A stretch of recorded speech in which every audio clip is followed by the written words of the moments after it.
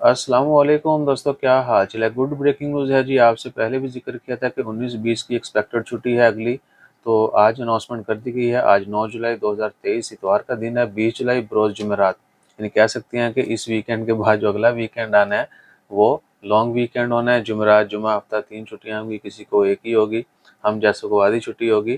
तो 20 जुलाई बरोज़ जुमेरात को ओमान में गवर्नमेंट और प्राइवेट इदारों को छुट्टी होगी, यानी ये नेशनल हॉलीडे है और वो है यकम मुहर्रम की।